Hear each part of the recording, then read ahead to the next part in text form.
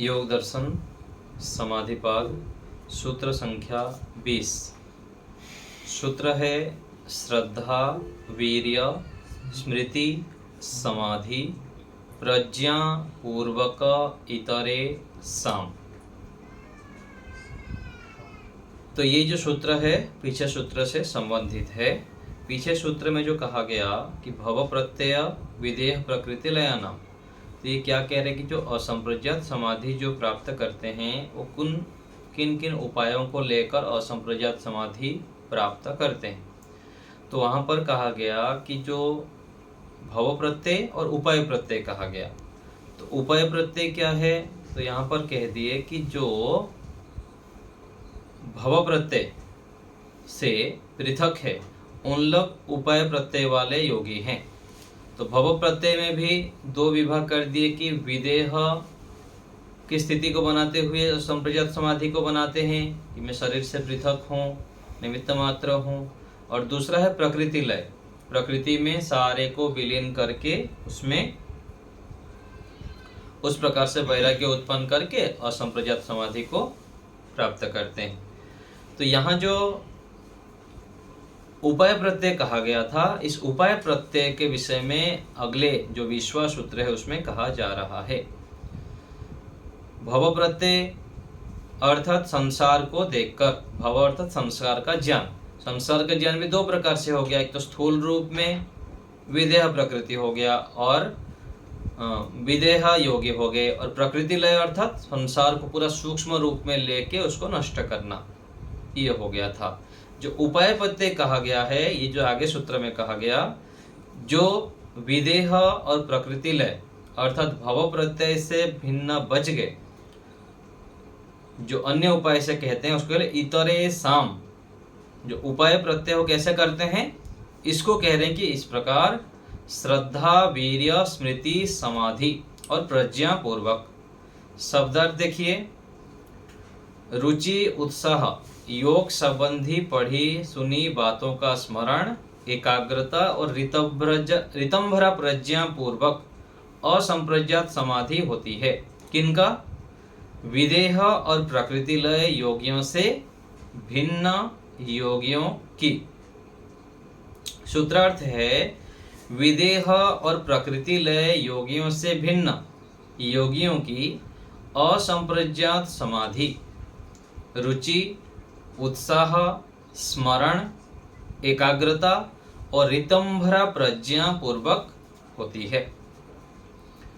योगार्थ प्रकाश देखिए, इसको सरल रूप से बता रहे हैं। इस सूत्र में विदेह और प्रकृति लय योगियों से भिन्न उपाय प्रत्यय असंप्रज्ञात समाधि वाले योगियों को समाधि किस प्रकार से प्राप्त होती है, यह बतलाया गया है। तो उपाय प्रत्यय वाले किस प्रकार से प्राप्त करेंगे, कह रहे कि प्रथम उपाय है श्रद्धा, अर्थात योगाभ्यास के अनुष्ठान में अभिरुचि तीव्र इच्छा। श्रद्ध अर्थात क्या है, सत्य। किसी के प्रति श्रद्धा अर्थात सत्य के आधार पर हम किसी प्रति श्रद्धा करते हैं। जैसे ऋषियों के प्रति श्रद्धा करते हैं, तो कैसे करते हैं?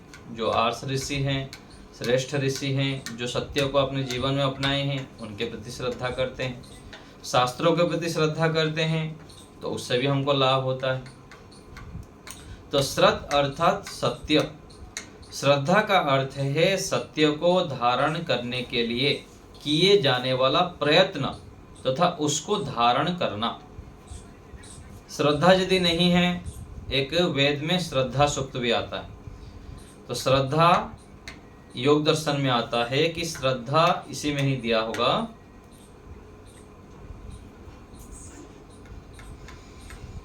इसमें नहीं है, आगे किसी जगह पर आएगा कि श्रद्धा जो है योगियों को माता की तरह रक्षा करती है। जब हम सत्य को धारण करते हैं, सत्य आचरण करते हैं, हाँ यहाँ दिया है ना, देखिए संस्कृत भाग में, साही जननी इव कल्याणी योगिनम पाती। तो श्रद्धा जो गुण है ये विशेष गुण है, माता के समान कल्याणकारिणी है और योगियों की रक्षा करती। इसलिए श्रद्धा यदि माता पिता के प्रति, गुरुजनों के प्रति, हमारे जो हितैषी हैं उनके प्रति यदि श्रद्धा नहीं होंगे तब क्या है, हमारा जीवन विशेष उन्नति की ओर बढ़ नहीं पाता है। इसलिए यहाँ पर एक उपाय बताते कि श्रद्धा, जो असंप्रज्ञात समाधि को प्राप्त करते हैं, उच्च स्तर को प्राप्त करते हैं, उसके लिए भी प्रारंभिक योग्यता क्या चाहिए कि श्रद्धा। तो सत्य का परिज्ञान होने पर योगी उसको धारण करने की तीव्र इच्छा करता है, क्योंकि वह यह जानता है कि सत्य के आचरण से उत्तम फल की प्राप्ति होती है। इसलिए वह सदा योगाभ्यास को यथाशक्ति करता है। योगाभ्यास से क्यों श्रद्धा करता है, क्यों सत्य का आचरण करता है? क्योंकि वह, जैसे पीछे कहा गया कि जो बुद्धिमान व्यक्ति है, विवेकी व्यक्ति है, ज्ञानी व्यक्ति है, वो आगे आने वाले दुखों को पहले से समझ लेता है और उस दुख फिर आगे मुझको फिर से ना मिले उसलिए पहले से तैयार हो जाता है। क्या सूत्र था? हेयम दुखम अनागतम। वो देखता है कि ऋषि मुनि लोग हुए, भगवान राम जी हुए, कृष्ण जी हुए, ये क्या है, महापुरुष हुए। और दूसरे तरफ दुर्जनों को देखता है, अंग्रेज सरकार आगे, कितने सारे मुगल आगे शासन किए भारत पर। उससे पहले और भी पीछे जाएंगे तो कंस है, रावण है, दुर्योधन है, जितने सब दुष्ट हुए, जो भी राक्षस के मार्ग पर चले, अज्ञान के मार्ग पर चले, उनका क्या हुआ? थोड़े दिन बाद पतन, दुख, कष्ट, बाधाएं, पीड़ाएं, रोग, व्याधि और लंबे काल तक, लाखों साल तक भी रावण के पुतले जलाते हैं। तो ऐसे सोच के वो बुद्धिमान व्यक्ति क्या करता है? सत्य का धारण करना चाहता है और सत्य को धारण करता है श्रद्धा पूर्वक। इसलिए वह सदा योगाभ्यास को यथाशक्ति करता है, अच्छे मार्ग पर चलता है। यदि उसको योग का फल ज्ञात ना हो तो उसकी योग में रुचि नहीं होगी। फल पता है इसलिए वो मेहनत करता है श्रद्धा पूर्वक। दूसरा है क्या? दूसरा उपाय है उत्साह। उत्साह के कारण व्यक्ति कठिन कार्यों को भी सरलता से संपादित कर लेता है। यदि उत्साह नहीं है तो बड़े बड़े कार्य कोई व्यक्ति कर नहीं पाता है, छोटे से कार्य को भी नहीं कर पाता है। और उत्साह हो तो बड़े बड़े कार्य कोई व्यक्ति चुटकी में कर लेता है। जो काम दूसरे व्यक्ति घंटों में करेंगे, उत्साही व्यक्ति जल्दी जल्दी कर लेगा उस कार्य को। तो उत्साह के कारण व्यक्ति कठिन कार्यों को भी सरलता से संपादित कर लेता है और उससे उसकी अपनी शक्ति उद्बुद्ध होती है। परमात्मा ने मनुष्य के अंदर अपरिमित सामर्थ्य दे रखे हैं। एक भजन की पंक्ति आती है ना, मानव तू अगर चाहे तो दुनिया को हरा देगा। आकाश में उड़ना हो अथवा पाताल में जाना हो, सभी कार्य कर सकता है मानव, और आज कर भी रहे हैं देखिए। और सामान्य रूप से जो अनुत्साही व्यक्ति है वो रिक्शा चलाता रहता है, झाड़ू पोछा करता है और सामान्य काम करते करते वो उतना काम भी ठीक से नहीं करता है, अपने कर्तव्य को ठीक से नहीं कर पाता। और उत्साही व्यक्ति मेहनत से बड़े बड़े कार्य कर देता है और उसके अंदर जो अपरिमित सामर्थ्य है उत्साही व्यक्ति के अंदर वो आ जाता है, बड़े बड़े जिम्मेदारी, और फिर धीरे धीरे करके उसका जीवन बहुत उत्कर्ष की ओर पहुंच जाता है। यदि वह व्यक्ति अपने सामर्थ्य से कार्य सिद्धि ना कर पाता तो वह जहां कहीं से भी साधनों की प्राप्ति हो सकती हो उनके उपार्जन में पूर्ण प्रयास करता है। कौन? जो उत्साही व्यक्ति है। और निरुत्साही व्यक्ति एक काम बताओ तो उसमें 10 ढूंढ वो कर नहीं पाएगा। और दूसरा जो उत्साही व्यक्ति है, बुद्धिमान व्यक्ति है, काम बता दिया तो कहीं से भी और करके छोड़ेगा। परंतु उत्साहन व्यक्ति ऐसा नहीं करता है, वो कार्य को ठीक से नहीं कर पाता है। उत्साह रहित की अपनी विद्यमान शक्ति भी कार्य करना छोड़ देती है। उत्साही अपने लक्ष्य पर पहुंचने के लिए विविध बाधाओं के आने पर भी निराशावादी नहीं होता है। उसको दूसरे मनुष्य भी सहायता देते हैं, उत्साहहीन को नहीं देते। तो उत्साह पूर्वक पूर्ण प्रयास करने पर साधक को ईश्वर भी सहायता देता है। इसलिए उत्साह को समाधि का साधन माना जाता है। तो पहला क्या हो गया? श्रद्धा। दूसरा है उत्साह। चाहे समाधि की प्राप्ति हो अथवा जीवन के कोई भी लक्ष्य को हमको प्राप्त करना है, तो ये क्या है? सबके लिए है, छोटे से लेकर बड़े तक। तीसरा उपाय क्या है? स्मृति। योगाभ्यास करने से उसके उत्तम परिणाम अनुभव में आते हैं। उन अनुभवों से संस्कार उत्पन्न होते हैं और उन संस्कारों से स्मृति उत्पन्न होती है। उस स्मृति से योगाभ्यासी अपनी उसी उत्तम अवस्था को पार कर लेता है जिसको उसने पहले प्राप्त किया था। पहले थोड़ा सा अच्छे कार्य करता है अथवा ध्यान साधना भी करता है थोड़ा सा, फिर उसको पता लगता है कि मैं पहले किया था और धीरे धीरे मेरे ऐसे ऐसे लाभ हुआ। उसकी स्मृति ठीक रहने पर वो व्यक्ति फिर आगे के जो पीछे किया हुआ काम रहता है उसको आगे लाके सामने फिर और भी अच्छे काम करता रहता है। और ध्यान साधना क्षेत्र भी ऐसे ही है, उसको फिर आगे बढ़ाता रहता है वो। इसलिए उत्तम स्मृति समाधि का साधन है। एक आता है कि जो शुद्धि का पालन करते हैं, योग दर्शन में आता है। शुद्धि से क्या होता है? उसमें कहा गया कि शौचात् स्वांग जुगुप्सा परेर असंसर्गः सत्व शुद्धि सौमनस्य एकाग्र्य इंद्रिय जय आत्मदर्शन योग्यत्वानि च। जो व्यक्ति अपने अंदर शुद्धता का पालन करता है, बाह्य शुद्धि और आंतरिक शुद्धि, बाहर से भी साफ सुथरा रहता है, वस्त्र को शुद्धि रखता है, शरीर को शुद्ध रखता है, व्यायाम प्राणायाम आदि भी करता है, घर परिवार को भी जहाँ रहता है शुद्ध रखता है, और दूसरा अंदर से भी मन इंद्रियों को शुद्ध रखता है, सात्विक भोजन करता है, उसको क्या होता है? कह रहे हैं कि सत्व शुद्धि, उसकी बुद्धि पवित्र होता है। सत्व शुद्धि सौमनस्य, वो प्रसन्न रहता है, और एकाग्रता से अपने कार्यों को भी करता है, और इंद्रिय जय, इंद्रियों को अपने बस में रखता है, और आगे चलकर उसको आत्मा परमात्मा का दर्शन भी होता है। तो इसलिए वहां भी कहा गया कि शुद्धता से एकाग्रता और विशेष बुद्धि प्राप्ति होती है, और यहाँ भी कहा गया स्मृति रूपी साधन। नहीं तो व्यक्ति सभी चीज भूल जाते हैं, अच्छे अच्छे कार्य को भूल जाएंगे, ऋषियों की बातों को भूल जाएंगे, और वेदों की बात हम अपने जीवन को किस दिशा में ले जाए वो सब कुछ पता नहीं लगता, अच्छे स्मृति यदि ना हो तो।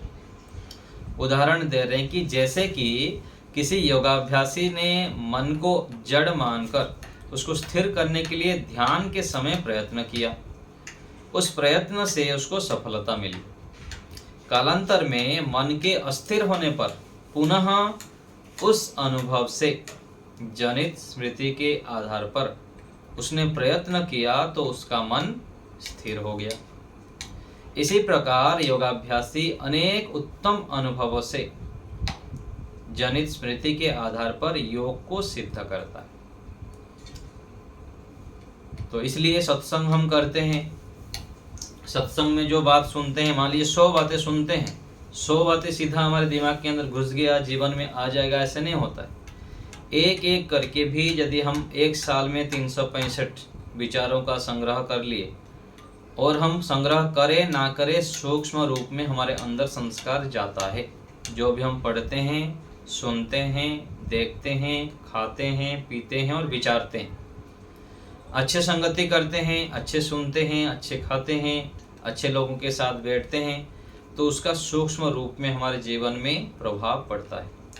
और बहुत सारे ज्ञान ऐसे होता है जो कि सत्संग में सुनने पर वो विशेष परिस्थिति पर हमको विपत्ति से बचा देता है, आत्महत्या से लेकर बड़े बड़े कठिनाइयों से। इस प्रसंग में एक कहानी सुना दूं आपको। एक व्यक्ति क्या है, एक टीम था, उसमें उनका काम क्या था, चोरी करना। तो चोरी करते थे। तो उनके गुरुजी ने, जो उनके मुख्य थे, वो चोरों को, सारे शिष्य को बता रखे थे कि कभी भी तुम सत्संग में नहीं जाना, भूल कर भी सत्संग में खड़ा नहीं रहना, एक भी शब्द सुनना नहीं, बिल्कुल नहीं तो फिर समस्या हो जाएगी भयंकर। बोले ठीक है गुरुजी। तो कभी भी कहीं से सत्संग होता हो, गुजरता तो भाग जाएंगे, सुनेंगे ही नहीं, बिल्कुल सुनेंगे नहीं, गुरुजी बता रखे। तो एक बार क्या हुआ कि किसी राजा के घर में वह चोरी कर रहे थे, और चोरी करते समय सैनिक लोग पीछे पड़ गए। पीछे जब पड़ गए और जैसे तैसे करके जान भिगा के भागे, और राजा की जो रानी जी थे, उनकी कोई गले के हार लेके चले गए थे। तो राजा तो किसी भी उपाय से उगालना चाहेंगे, चोरों को पकड़ना चाहेंगे, सीआईडी लोग लग जाएंगे, राजा के जितने भी सिपाही हैं।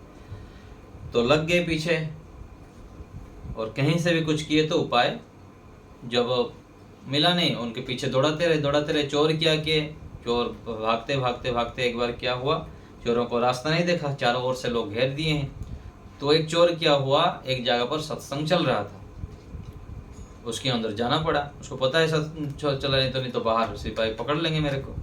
तो जैसे करके वो सत्संग भवन में घुस गया, साइड में छिप के वो है, चारों ओर से सैनिक सब घेर दिए। तो वहाँ तो सत्संग कान में पड़ेगा ही, जो वहाँ सत्संग चल ही रहा है।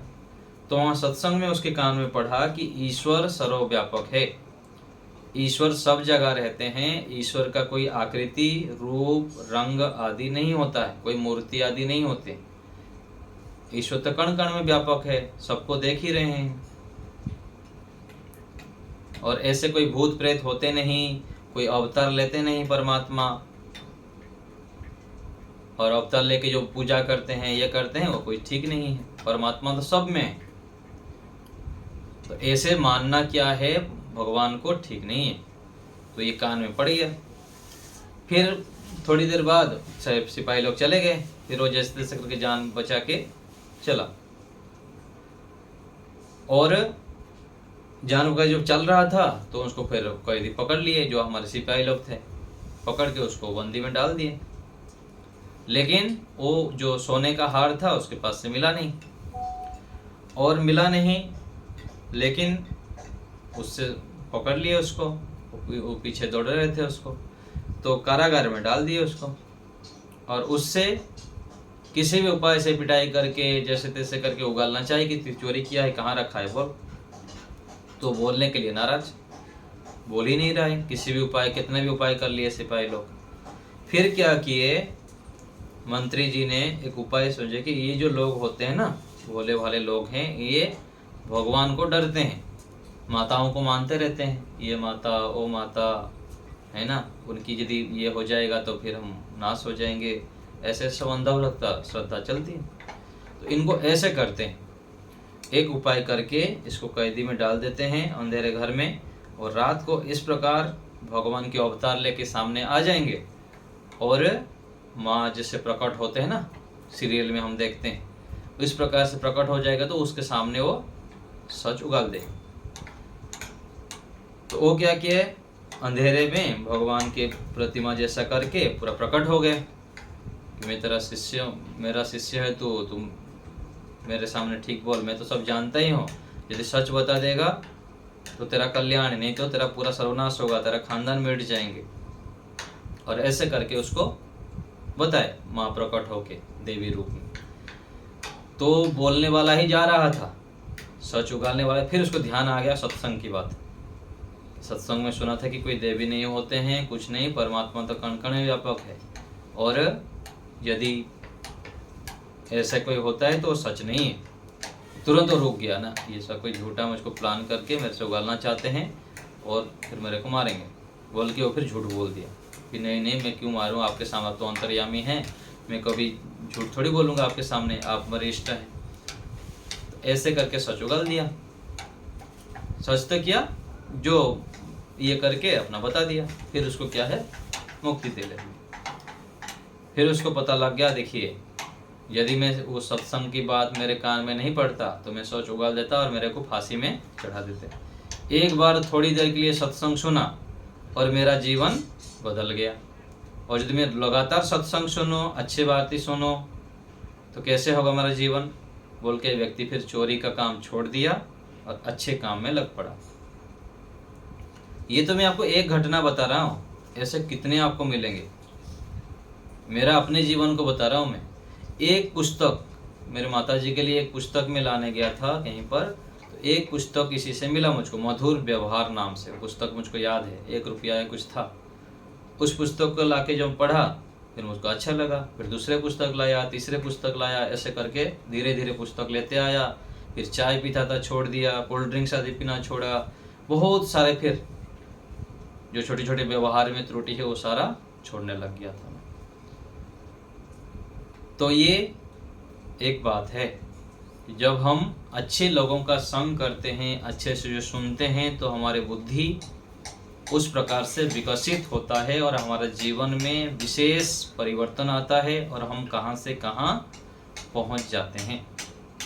तो इसका मूल क्या है, स्मृति। तो श्रद्धा, वीर्य अर्थात उत्साह। जब हम ब्रह्मचर्य का पालन करते हैं, संयमित जीवन जीते हैं, तो हमारे अंदर उत्साह आता है। जिसके अंदर वीर्य की सामर्थ्य नहीं है, जो वीर्य रक्षा नहीं करता है, संयमित जीवन नहीं जीता है, वो मरे मरे जीता है, कोई भी कार्य को अच्छे प्रकार कर नहीं पाएगा। और जो ब्रह्मचर्य का पालन करता है, संयमित जीवन जीता है, बड़ों की आज्ञाओं का पालन करता है, तो उसके अंदर विशेष उत्साह आता है और वो जीवन को उत्कर्ष की ओर ले जाता है। तो श्रद्धा, वीर्य, स्मृति, समाधि। और चौथा उपाय है समाधि। अभ्यास करते करते योगी संप्रज्ञात समाधि की उन्नत अवस्था को प्राप्त कर लेता है और यह समाधि संप्रज्ञात समाधि का साधन बनती है, असंप्रज्ञात समाधि का साधन बनती है। और क्योंकि संप्रज्ञात के बिना असंप्रज्ञात की प्राप्ति नहीं होती। और 5वां साधन है उत्कृष्ट प्रज्ञा। संप्रज्ञात समाधि की उन्नत अवस्था में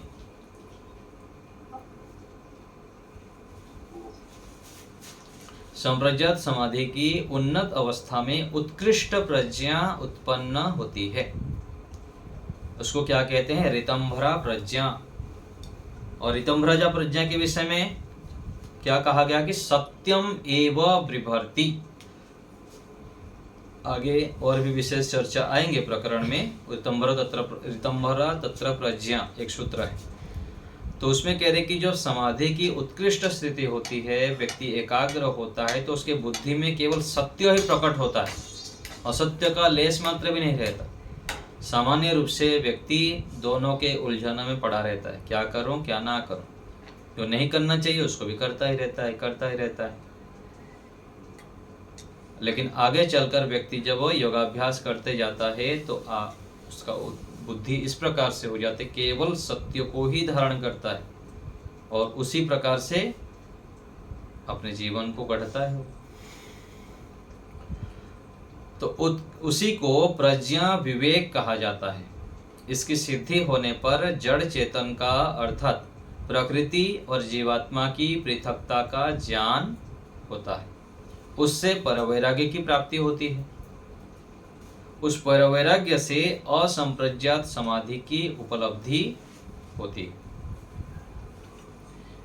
इन 5 साधनों के ग्रहण से यम नियम आदि 8 अंगों का ग्रहण अभिप्रेत है, क्योंकि यम नियम आदि अष्टांग योग के बिना असंप्रज्ञात समाधि की सिद्धि भी नहीं होती। तो ये 5 उपाय बता दिए असंप्रज्ञात समाधि के साधन। तो जो उपाय प्रत्यय वाले योगी हैं, इन उपायों के माध्यम से धीरे धीरे करके असंप्रज्ञात समाधि को प्राप्त करते हैं। और दूसरे विधेय वाले भी हैं और प्रकृति लय वाले भी हैं। तो इन उपायों को हम अपनाएं, धीरे धीरे धीरे करके जब अपनाते जाएंगे तो एक दिन हम भी इस स्थिति को प्राप्त कर सकते हैं। आध्यात्मिक क्षेत्र में भी ये उपयोगी हैं और लौकिक क्षेत्र में भी, व्यवहार में भी कोई भी उपलब्धि प्राप्त करने के लिए ये श्रद्धा, वीर्य, स्मृति अति आवश्यक है। ठीक है, अब पूछिए, कुछ पूछना है तो। वो आचार्य जी समझ में आ गया, बिल्कुल उपाय करते का बिल्कुल पहले। हाँ, तो ये आगे की सूत्र हम देखे नहीं था ना, तो ये उपाय प्रत्यय थोड़ा मैं पहले समझा हुआ था, लेकिन मैं फिर बाद में कक्षा के बाद जब देखा सूत्र को तो पता लग गया मेरे को। ठीक है, धन्यवाद। और कोई बात किसी को पूछना हो तो बोलिए।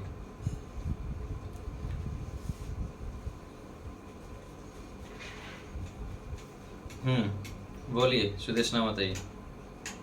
आचार्य जी, ये वीर्य जो उत्साह भी हो ना? हाँ, वीर्य का ही दूसरा शब्द है उत्साह, है ना। जब व्यक्ति संयमित जीवन जीता है तो उसके अंदर परमात्मा की व्यवस्था से इतना उत्साह आता है, ज्ञान बढ़ता है कि व्यक्ति बड़े से बड़े कार्य को कर लेता है। हम देखते हैं ना, यहाँ पर बहुत सारे लोग ऐसे होते हैं कि वो 5 साल में 10 साल में अपने जीवन को उस स्तर पर ले जाते हैं कि वो कल्पना से बाहर, उसके सामने जो छोटे मोटे लोग, उनके आसपास के लोग होते हैं ना, वो आश्चर्य होते हैं, अरे ये व्यक्ति ऐसे कैसे हो गया, इतना बड़ा बन गया, इतने बड़े बड़े कार्य कर लिया, कैसे होता है। वो ये होता है कि पूर्व जन्म के संस्कार तो होते हैं, लेकिन इस जीवन में भी वो विशेष रूप से ब्रह्मचर्य का पालन किया, संयमित जीवन जिया, गुरु आचार्य की सेवा किया, बड़ों की आज्ञा अनुसार चला। जब हम ऋषियों के अनुकूल चलते हैं, माता पिता गुरुजन आदि के अनुकूल चलते हैं, तो हमारे जीवन में बहुत अधिक विशेषताएं आने लग जाता है, जो कि कल्पना से बाहर हो जाता है। तो बहुत सारे हम देख सकते हैं उदाहरण। तो वीर्य अर्थात उत्साह। ठीक है आचार्य जी, विदेह योगी, प्रकृति लय योगी और जो उपाय प्रत्यय वाला जी, ये सब समाधि से पूर्व ये सब प्राप्ति करना है। हाँ जी, हाँ जी, ये सब उपाय के माध्यम से हम समाधि को प्राप्त करते हैं। और संप्रज्ञात समाधि जो प्राप्ति होती है, किस किस उपाय को लेके इन लोग प्राप्त किए उसको बता रहे हैं। उसका उद्देश्य है कि हम भी उसको प्राप्त करना चाहते हैं तो इसको अपनाएं, ये कहना चाह रहे हैं। अच्छा जी, ये योगी अपने मर्जी से जिसको चाहे वो अपना सकता है? मर्जी मतलब कोई चाहेगा विद्या से मैं समाधि प्राप्ति करूं, कोई चाहेगा प्रकृति लय से। हाँ, क्यों नहीं। सारों को लेके भी कर सकते हैं, सारों को लेके भी कर सकते हैं, लेकिन जो अधिक हम प्रयास करेंगे उसके माध्यम से हम प्राप्त कर लेंगे, है ना। व्यक्ति धनवान कब बनना चाहता है, धनवान 1 करोड़ रुपया कमाना चाहता है, किसी भी उपाय से कमाए, हो चाहे बिजनेस करे, चाहे और कुछ धंधा करें, अलग अलग उपाय है। गौशाला खोल के भी कोई कर सकता है, अच्छे प्रकार गायों का प्रोडक्शन करके, और भी लोगों को अच्छे से स्वास्थ्य दे के। कोई फल का व्यापार करता है, कोई शराब का व्यापार करता है। अच्छे कार्य में केवल ले भी लेते हैं तो अच्छे कार्य में बहुत विकल्प है धर्मयुक्त कर्म कमाई करने के लिए। निर्मला माता जी बोलिए। आचार्य जी, ये जो प्रजा का एक बार बता दीजिए, प्रजा थोड़ा मतलब कैसे प्राप्त होगी? प्रज्ञा अर्थात वैराग्य, इसमें क्या चीज पर वैराग्य कैसे प्राप्त होगा? हाँ, पर वैराग्य कह दिए ना कि अपर वैराग्य के बाद पर वैराग्य प्राप्त होंगे। 10वीं के बाद 12वीं, और 12वीं के बाद फिर ग्रेजुएशन के बाद फिर बीए के बाद एमए। आगे बढ़ते जाना है, पढ़ते जाना है, तो फिर डिग्री जो चाहिए आपको मिल जाएंगे। तो प्रजा का मतलब क्या है? प्रज्ञा अर्थात विशेष ज्ञान। प्रज्ञा अर्थात प्रकृष्ट ज्ञान को प्रज्ञा कहते हैं। तो धीरे धीरे जब व्यक्ति बढ़ता जाता है आगे, तो उसका बुद्धि शुद्ध हो जाता है, पवित्र हो जाते हैं। तपस्या से, ब्रह्मचर्य से, निरंतर ईश्वर की आज्ञा के पालन से व्यक्ति के बुद्धि उत्कृष्ट हो जाता है। ठीक है प्रमोद जी। धन्यवाद आचार्य जी, बहुत बहुत धन्यवाद। जी इसमें रितंबरा प्रज्ञा है। हाँ ये जी, क्या? रितंभरा प्रज्ञा था उत्कृष्ट अवस्था है, नामकरण कर दिया गया, उसको रितंभरा प्रज्ञा कहेंगे। कि व्यक्ति जब ज्ञान को शुद्ध करता जाता है एक ऊंचे स्तर के, जैसे वहां पर आया ना कि धर्ममेघ समाधि, संप्रज्ञात समाधि के उच्च स्थिति को, ऐसे ही वहां पर एक रितंभरा प्रज्ञा कहा दिया गया कि ज्ञान को ऊपर उठाते उठाते एक स्तर ऐसे हो जाता है तो रितंभरा प्रज्ञा को प्राप्त कर लेता है। वहां पर ऋषि आगे लिखते हैं रितंभरा तत्र प्रज्ञा सूत्र में कि सत्यम एव विभर्ति, जब रितंभरा प्रज्ञा प्राप्त हो जाएंगे तो उसका बुद्धि केवल सत्य को ही धारण करने वाली बुद्धि बनेगी। अभी क्या है, व्यक्ति कन्फ्यूजन में रहता है, क्या करूं क्या ना करूं, कभी 10 में से 2 गलत निर्णय भी हो जाता है, 3 गलत हो जाता है, 5 गलत हो जाता है।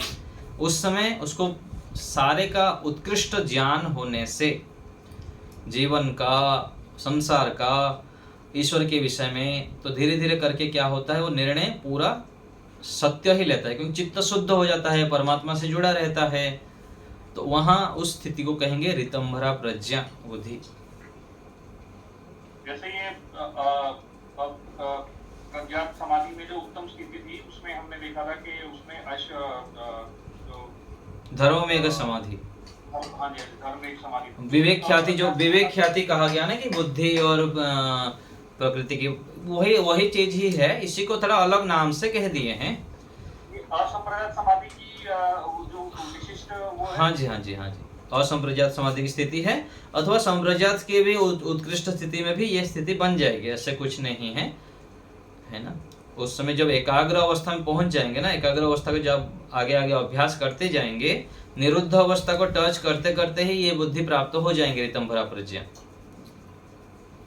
आचार्य जब हम ये समाधि लगाते हैं, जैसे हम इतने स्टेप्स हम पढ़ते आ रहे हैं कि मन की स्थिति है, 5 स्थिति हमारी है, एकाग्र, निरुद्ध और जो विक्षिप्त सब जो है, तो जब हम समाधि में और जब हम ध्यान लगाते हैं तो हमको ये समझ आता है, अपने आप में पता लगता है। हाँ, क्यों नहीं आएगा। आप 10वीं क्लास में कोई है तो उसको पता लगता है कि नहीं मैं 10वीं में आ गया, 12वीं में आ गया, मैं BA कर लिया, मैं MA कर लिया हूँ, मैं PhD कर लिया हूँ, समझ में आता है ना। निरंतर वो मेहनत करता है ना उस सब स्थिति को। देखिए शब्द ज्ञान भी चाहिए, बिना शब्द ज्ञान के थोड़ी पता लगेगा। शब्द ज्ञान हम पहले पढ़ा हुआ रहता है, फिर जो आगे गुरु आचार्य मार्गदर्शन है उनके भी हम संपर्क में रहते हैं, और साथ साथ ईश्वर के भी सानिध्य को लेते रहते हैं, तो हमको शब्द ज्ञान रहता है पहले, और शब्द के साथ जब टाली करके चलते रहते हैं तो फिर आगे और भी आगे बढ़ते हैं। और जो शब्द के साथ टाली नहीं करता है, मिलाता नहीं है, अभिमान से युक्त हो गया, वो फिर दूसरे संप्रदाय खड़ा कर देता है, अहम ब्रह्मास्मि वाला और बहुत प्रकार के, और वहां फिर पतन की ओर चला जाता है। जो निरुद्ध अवस्था में जाके क्लेशों को दग्धबीज करना, वो वहां से फिर वंचित रह जाता है। तो बिल्कुल पता लगेगा, बिल्कुल। स्वामी सत्यवती महाराज जी बताते थे बहुत सारे अनुभूति उनके जीवन में, और भी हमारे स्वामी ब्रह्मविदानंद जी हैं, उनका भी साधना बहुत उत्कृष्ट है, तो बताते हैं। ऐसी कुछ अनुभूति आप बता सकते हैं, कैसी अनुभूति उनको होती थी, कैसा कुछ ऐसा आपको? स्वामी ब्रह्मविदानंद जी बताते हैं कि जब मैं समाधि की स्थिति में रहता हूँ, और उस स्थिति में तो ऐसे लगता है कि जैसे राष्ट्रपति भी आ जाए। वो तो उनके साथ क्या, हमारे साथ भी होने लग जाता है। हम जब ऐसे अभ्यास करते हैं ना, जब करते थे, अभी तो कार्य आदि रहता है तो थोड़ा बहुत फिर भी ये होता है। तो स्वामी जी ऐसे बताते हैं कि राष्ट्रपति मान लीजिए आ गया, क्योंकि संसार का, यहाँ तो राष्ट्रपति तो भारत की राजा है, और ईश्वर क्या है, पूरा संसार का मालिक है। जब संसार के मालिक के साथ हमारा संबंध हो जाता है, और छोटे छोटे व्यक्तियों को क्या अनुभूति हो, मतलब उस प्रकार से चित्त का स्तर हो जाता है। व्यवहार तो उस प्रकार करेंगे, व्यवहार तो करेंगे, माता जी को माता मानेंगे, पिताजी को पिता मानेंगे, चाहे समाधि की स्थिति में भी हो जाए, लेकिन उस स्थिति में इतना चित्त का स्तर ऊपर लेवल के हो जाता है ईश्वर के साथ संबंध होने पर, कि कोई बड़े से बड़े व्यक्ति आ जाए तब भी स्वामी जी एक उदाहरण के रूप में बोलते थे कि मेरे चप्पल उठा, जाके उधर खड़े हो जा, लाइन में खड़े रहो। ऐसे स्थिति हो जाए, कोई बड़ा छोटी नहीं मानेगी। जैसे हमारे पूज्य स्वामी सत्यवती महाराज जी है, चाहे राज्यपाल जी आते थे अथवा कोई भी बड़े व्यक्ति आ जाए, उनको कोई फर्क नहीं पड़ता था, क्योंकि चित्त का स्तर उतना सात्विक हो जाता है, आत्मिक स्थिति में व्यक्ति जीने लग जाता है। आचार्य स्वामी सत्यवती महाराज जी के जो विशेष जो उनके शिष्य हैं, आचार्य ज्ञानेश्वर जी का देहांत हो गया, 40-50 साल से उनके साथ में रहते थे और सब कुछ था। फिर भी जाके पूछा गया तो उनके मन में कोई फर्क नहीं, बस शांत है। ये क्या है? ये प्रैक्टिकल देखने में आता है। तो इस प्रकार से जब समाधि की स्थिति बनेगी तो ऐसे हो जाता है कि यहाँ कुछ भी फर्क नहीं पड़ता व्यवहारिक चीजों। तो आचार्य जो आपने स्थिति बताई, तो ये स्थिति सिर्फ समाधि मतलब हम जब ध्यान में रहते हैं, आंख बंद करके बैठे नहीं, ध्यान के बाद भी, ध्यान का जब हम लंबा अभ्यास करते हैं लंबे समय तक, जैसे स्वामी ब्रह्मविधान जी की बात मैं बता रहा हूँ, एकाएक थोड़ी मिल गया इनको। 40 साल से वो कहाँ गुरुकुल में पढ़े, उस समय तपस्या किए 10 साल, फिर बाद में आके दर्शन योग महाविद्यालय में पढ़े, फिर पढ़ाई के काल में भी अपना ध्यान अभ्यास चलता रहा, पढ़ाई के बाद फिर पढ़ाते रहे, कभी 2 महीना, कभी 6 महीना, कभी 1 साल, कभी 1.5 साल लंबा लंबा मौन साधना की, और साथ में उनके पास शास्त्र का ठोस ये भी था, उनके पास शब्द ज्ञान भी था। तो ये दोनों अभ्यास के कारण बार बार करते करते फिर उपलब्धि प्राप्त होती है, और उपलब्धि प्राप्त होने के बाद भी जैसे हम पीछे पढ़ रहे थे, उसको फिर बनाए रखना पड़ता है निरंतर पुरुषार्थ करके, नहीं तो फिर फिसलने की संभावना है। अभी स्वामी ब्रह्मविधानंद जी हमारे 5 साल के लिए अगले जनवरी से मौन में जा रहे हैं। पहले वो 1.5 साल भी किए हैं, 2 साल 2.5 साल भी किए थे। तो उस समय क्या होता था, जब हम उनके मौन के आने के बाद उनके शिविर में भाग लिए थे, 1 साल का एक सघन साधना शिविर नाम से हुआ था। जब वह 2012-13 में 1.5 साल मौन करके आए थे, उसके बाद 2014 सितंबर 30 तारीख से लेकर 2014 अक्टूबर 1 से लेकर 2015 सितंबर 30 तक हुआ था शिविर। तो उसमें 1 साल का मौन शिविर था, हम लोग भाग लिए थे। तो वहाँ स्वामी जी का ये कहना था कि जब मैं ध्यान साधना से आया था, फिर धीरे धीरे करके क्या हुआ, जब सांसारिक व्यवहार करने लगे, अलग अलग परिस्थितियाँ आया, तो उस स्थिति को बनाने के लिए, जो स्थिति वहाँ लगातार बनता था मौन में, उसको बनाने के लिए फिर धीरे धीरे मेरे से वो दूर चला गया। 1 सप्ताह मेहनत करने पर उस स्थिति को मैं प्राप्त कर सकता हूँ। फिर ऐसा लगा कि 1 महीना मेहनत करना पड़ेगा मेरे को, तो स्थिति दूर हो जाती है फिर, क्योंकि यहाँ अलग अलग प्रकार से व्यक्ति परेशानियां लेके आता है, फिर कई सारे उलझने आ जाते हैं यहाँ संसार में। फिर जब लंबा करके मजबूत बना देंगे ना, फिर फर्क नहीं पड़ेगा। जैसे ऋषि दयानंद जी हैं, उनका बताते हैं ना, जो मौन काल में थे, फिर विशेष साधना किए, फिर आके समाज राष्ट्र के काम किए, बड़े बड़े अपमान हुआ, प्रतिकूलता आए, निंदा किए, चुगली किए, कोई अटैक किया उनके ऊपर, जहर भी दे दिया, फिर भी फर्क नहीं पड़ा। तो ये स्थिति है। तो आचार्य उस आखिरी प्रश्न, तो आप जो कह रहे हैं, जैसे मैं समझ पाया कि जब हम संप्रजात समाधि और असंप्रजात समाधि में जब हम विशिष्ट जब पहुंच जाते हैं वहां पे, तो वो जो स्थिति हमारे मन की, जो चित्त की जो बनती है, वो व्यवहार काल में भी हाँ बिल्कुल बिल्कुल, क्यों नहीं लगा, अभी हमारा ही रहता है ना, थोड़ा बहुत हम हो जाते हैं, पिछले संस्कार जागृत हो जाता है, कभी क्रोध कर लेते हैं, कई बार थोड़ा चंचलता की स्थिति बनती है, वो पकड़ में आता है। साधक व्यक्ति को इस समय भी पकड़ में आ जाएगा। पहले तो जब व्यक्ति योगाभ्यास के मार्ग पर चलने लगता है, उसको अपना दोष दिखता ही नहीं है। आगे चलकर जब चलता जाता है तो उसका अपना दोष दिखने लगता है, दूसरा स्थिति। तीसरे स्तर पर उसका दोष दिखते हुए उसको कष्ट होता है कि मैं रात को लेट में सोया, सुबह इतने बजे जागना था, आलस्य कर दिया, आधा घंटा लेट में जागा मैं, आज मैं व्यायाम नहीं किया, आज ध्यान में कम किया, आज कार्य में मैं ईमानदारी से नहीं किया। उसको अंदर से लगता है, स्वयं को अंदर से, किसी को बोले ना बोले, फिर उसको कष्ट होता है ना, ऐसे नहीं करना चाहिए मेरे को, ये ईश्वर की दृष्टि से गलत है, ईश्वर तो मेरे कर्मों का फल हिसाब रख रहे हैं, यदि मैं ऐसे करूंगा तो फिर ठीक नहीं, ईश्वर के नजर में मैं ठीक नहीं बन रहा हूं। अंदर उसको लगता है। इतनी सावधान रहनी पड़ती है, नहीं तो थोड़ी ईश्वर आपको इतना बड़ा आनंद दे देंगे, पूरा चौकन्ना रहना पड़ेगा। इसलिए कहा जाता है कि यहाँ संसार के जितने भी लोग हैं, उनके पीछे एक एक पुलिस के अधिकारी भी लगा दो, कर्मी भी लगा दो, उसको दुर्गुणों से बचा नहीं सकते आप।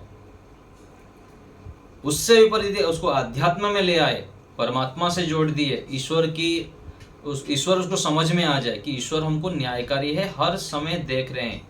ये बुद्धि में यदि घुस गया तो जानबूझ के अनजाने गलत काम करेगा ही नहीं। ये चाहिए आध्यात्मिकता। हमारे स्कूल शिक्षा यही तो हटा दिया ना विदेशी लोग। गांव गांव में गुरुकुल था हमारा, और ये सब क्यों करते थे? भारत विश्वगुरु ऐसे थोड़ी बोला जाता था, उसको जन्म से ही माता पिता गुरुजन उसको घुसा देते थे, ईश्वर के विषय में पूरा बुद्धि में डाल देते थे, तो फिर व्यक्ति आगे गलत काम करता ही नहीं था। यही तो जो हम श्लोक पढ़ते हैं ना, न में स्तेनो जनपदे न कदरियो, एक राजा अपना राजा कौन है अश्वपति या कोई घोषणा करते हैं कि मेरे राज्य में एक भी दरिद्र नहीं है, एक भी दुराचार व्यभिचार करने वाला नहीं है, एक भी व्यक्ति ऐसा नहीं कि बिना यज्ञ करके भोजन करता है, एक भी व्यक्ति शराबी नहीं है। ये कोई काल्पनिक नहीं, ये वास्तविकता है भारत की भूमि की। और ये कैसे हुआ? माता पिता जन्म से उसकी बुद्धि में डाल देते थे, और संतान जब गर्भ में रहते थे तो माता पिता उतना संयमी रहते थे। और गर्भ तो अलग बात, माता पिता जब हमारे विवाह से पहले उस प्रकार से तैयारी करते थे। हम देखिए ना हमारे शिवाजी महाराज जी की माता जी के संकल्प को देखिए, कैसे बन गए शिवाजी महाराज, ऐसे थोड़ी बन गए। माता जी उस प्रकार से तैयारी की पहले से कि मैं बेटा को, मेरे संतान को ऐसे तैयार करूंगा कि इनके पूरा जो मेरे ये किए थे, उनको कुछ अपमानित किए थे ना मुगलों के ये बने, उस प्रकार से वो तैयारी किए थे। तो माँ और भी कहानी सुनाते हैं, माता जैसे संकल्प करती है उस प्रकार से संतान उत्पन्न करती है, पिता जिस प्रकार से संकल्प करके गर्भ स्थापना करे, गर्भाधान संस्कार, उस प्रकार से संतान बनेंगे। ये हम भारतीय संस्कृति है। ये यहाँ हम कितने रिसर्च कर रहे हैं, क्या क्या हो रहा है दुनिया में, कोई रिसर्च कर रहा है कि संतान का निर्माण, एक मनुष्य का निर्माण कैसे बनाएंगे? कोई माता पिता चाहते हैं कि मेरे बेटा को ऋषि बनाओ? तो ये सब ऐसे नहीं हो जाता है, भारतीय संस्कृति है और बहुत पुरुषार्थ करना पड़ता है एक जीवन को निर्माण करने के लिए, नहीं तो राक्षस बन जाएंगे। कितने पतन की ओर चला जाता है, जीवन को नष्ट कर लेते हैं। मनुष्य परमात्मा ने कितने महान शरीर प्रदान किए, ऐसे थोड़ी बन जाएगा। तो ये सब क्या है? ये सब हमारे भारतीय संस्कृति है, वेदों का ज्ञान है और ईश्वर ने हमको दे रखे हैं, हमारे पास आज भी उपलब्ध है। तो जब हम स्वयं पुरुषार्थ करते हैं लंबे समय तक, तो ये सब कोई असंभव नहीं है। जितने भी महापुरुष आज हम देख रहे हैं वो ऐसे ही हमारे सामने से ही उभरे हैं 40-50 साल पहले। चाहे स्वामी रामदेव जी को देखिए, पूज्य स्वामी सत्यवती महाराज जी को भी देखिए, और भी जितने व्यक्ति को देखेंगे, हमारे प्रधानमंत्री जी को देख लीजिए, योगी जी को देख लीजिए, मुख्यमंत्री जी को, हमारे सामने से ही अभी आए हैं। हमारे मतलब जो भी बुजुर्ग हैं उनके सामने ही से गए हैं। हम भी यदि थोड़ा पीछे देखेंगे तो ऐसे ही थे उन लोग। कैसे इतने महान बन गए? जीवन में उनके संयम था, ब्रह्मचर्य था। आज प्रधानमंत्री 3 घंटा सोते हैं फिर भी इतना बड़े बड़े कार्य कर रहे हैं। विश्व आज भारत के सामने झुक रहा है। एक व्यक्ति ठीक होने पर क्या हो रहा है देखिए, भारत में पूरा विश्व उसके पीछे नतमस्तक हो रहा है। एक व्यक्ति में कितना सामर्थ्य होता है। तो ये सब है, वास्तविकता है। इसी चीज को ही यहाँ ऋषि पतंजलि जी ने हमारे सामने रख रहे हैं, और इसको हम गंभीरता से विचार करें। और धीरे धीरे, अधैर्य नहीं होना है। एकाएक हमको पीएचडी नहीं मिल जाएगी, बड़े डिग्री नहीं मिल जाता है। एलकेजी से यूकेजी से बैठ के हम जब धीरे धीरे पढ़ते हैं, बड़ों को सम्मान करते हुए, तो ये सारे उपलब्धियां, समाधि, वैराग्य सब प्राप्त हो जाएगा। ये कोई कहानी नहीं। मैं अपने जीवन में जो 15 साल पहले जाके देखता हूँ, तो अभी मैं सोचता हूँ, तो पिछले जीवन तो मैं सोचता हूँ कि मेरा नया जन्म है। पीछे का ना साथी, ना मित्र, ना घर, ना परिवार, कुछ भी मेरे मस्तिष्क में नहीं आते हैं, बिल्कुल ही नहीं आते हैं। जब दर्शन योग महाविद्यालय से मैं निकला था ना, तो मैं उससे बाद में देखता था, तो मेरा शरीर केवल बाहर से, जो हार्डवेयर बोलते हैं ना, ये सॉफ्टवेयर तो पूरा चेंज ही हो गया था। क्योंकि गुरुकुल में यही किया जाता था। गुरुकुल में जब हम आके उसमें घुस जाते हैं, तो घर से, परिवार से, माता पिता से, पिछले सब कुछ रिलेट, वहाँ नया सुर तैयार होना पड़ता था। उसी प्रकार से दिनचर्या, उस प्रकार से सब करते हैं, तो पीछे का सारा गायब। आज क्यों नहीं आ रहा है मेरे पीछे का ना साथी मित्र ना परिवार? क्योंकि मैं आगे अपने कार्य में दिन भर व्यस्त रहता हूँ, फुर्सती नहीं है। ध्यान में, उपासना में, अपने जो भी सेवा परोपकार जो भी मुझको मिलता है, जब अच्छे कार्य में हम लग जाते हैं, तो पीछे के सारे साफ हो जाता है। कोई बुरे विचार नहीं आएंगे, ना काम वासना, ना कुछ। और आगे चलते जाते हैं, तो परमात्मा की कृपा से हमको सारे मिलता रहता है। जो हम चाहते हैं उससे कई गुना अधिक मिलता है। तो ये सब कोई काल्पनिक नहीं है, सच्चाई है। हम भी बढ़ेंगे तो प्राप्त कर सकते हैं जो भी उपलब्धियां सिद्धियां यहाँ दिख रहा है। ठीक है, जी आचार्य जी, धन्यवाद, बहुत बहुत धन्यवाद। प्रतिमा माता जी बोलिए। हाँ आचार्य जी नमस्ते। वो वीर्य का मतलब सामर्थ्य और पराक्रम। हाँ, समग्र में, हाँ हाँ, वही पर्यायवाची शब्द है। सामर्थ्य कह दीजिए, पराक्रम कह लीजिए, उत्साह कह लीजिए। प्रभुत्व। हाँ हाँ, कोई नहीं, प्रभुत्व भी उसी प्रकार से पर्यायवाची शब्द है। प्रभुत्व अर्थात कोई विशेष उपलब्धि प्राप्त करना। अच्छा।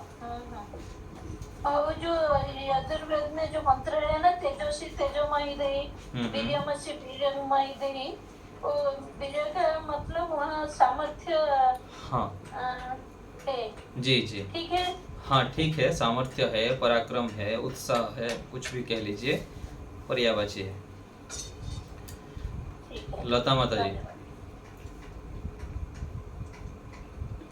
आचार्य जी नमस्ते। नमस्ते। ये उत्साह ये सब हो गया जो ये में, तो विपर्य और वीर्य ये दोनों अलग वर्ड है ना? विपर्य अलग है, विपर्य तो मिथ्या ज्ञान, मिथ्या ज्ञान को कहते हैं विपर्य अर्थात मिथ्या ज्ञान। उसमें भी 5 प्रकार में जो शेष में स्मृति आता है ना, ये स्मृति और स्मृति एक। हाँ, वो अलग है, वो अलग है। स्मृति वृत्ति वो बाधक है, स्मृति वृत्ति को हटाना चाहिए। ध्यान में बैठ गए तो जो स्मृति है, बाह्य स्मृति, उसको हटाना है, उसके लिए वहाँ पर कहा गया। और दूसरा जो स्मृति कहा गया है यहाँ पर, ये स्मृति कहा गया कि जो अच्छे कार्य किए हुए हैं उसको आगे लाओ, उस अच्छे कार्य को और आगे बढ़ाओ। ठीक है, यही कहना चाह रहे हैं। और कोई बात? ठीक है, तो सभी लोग ईश्वर प्रणिधान बनाए रखें, दिन भर व्यवहार में भी पुरुषार्थ करें, धैर्य रखें। धीरे धीरे आगे बढ़ते जाते हैं तो हम उपलब्धि प्राप्त कर सकते हैं। ध्यान में भी मन लगेगा, ध्यान में हम अपने वृत्तियों को रोक पाएंगे और ईश्वर के सानिध्य को भी प्राप्त अवश्य ही करेंगे। बस निरंतर पुरुषार्थ करते रहें धैर्यपूर्वक। चलिए।